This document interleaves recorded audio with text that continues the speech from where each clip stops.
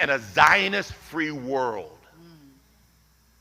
That should be interesting to you, because in the world of jihadism, Friday was National or Jihad Day. The streets of New York were empty. People stayed off of buses and subways. Employees from major 500 corporations said you can stay home and work from home today, because they took that threat seriously from the former leader of Hamas. Go out and find a Jew and kill him. And you're sitting there saying, well, I'm so glad I ain't Jew. Let me tell you something. You are Judeo-Christian. Yes. And in your Western mind, this stuff don't make a hill of bean sense to you. But to our friends in Israel, to the enemy, they are considered the little Satan. You and I are considered the big Satan. I know we want to think that Israel needs us so bad as a big brother. Let me tell you one thing. We need Israel, because they are the first line of defense in the Middle East. Do you understand that? They are the first line of defense in the Middle East. And Brother Monteser, you're a security-minded guy. You know how many world leaders travel to Israel for training when it comes to the IDF and intelligence and counterintelligence and all of those different things.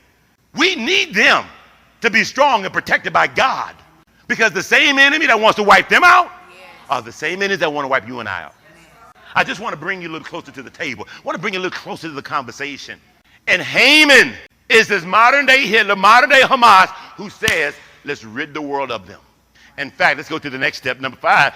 A plot is told to Mordecai, and then he in turn goes and tells the queen, the new queen that is, Esther, which happens to be, now again, we keep saying this niece, but technically it said it was his uncle's daughter, which to me that's his cousin. Nevertheless, in our text this morning, Mordecai says, Esther, don't think in your heart that you will escape the king's palace any more than any of the Jews. Oh God.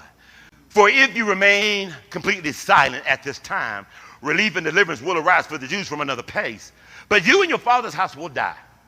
Yet, Esther, who knows whether you come to the kingdom for such a time as this. I want to talk to you about why God positions you the way he positions you.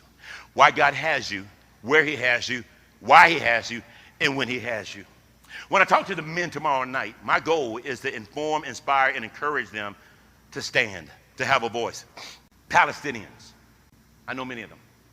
When I go to the old city, in the old quarter, some of the vendors, they know me by name. I've been there so many times. And I'm not special like that. I'm not trying to brag, but ain't but so many black folk go to Israel as it is. You know, say nothing for more than one time. And I love them, and they love me, and that's the way it is. Israel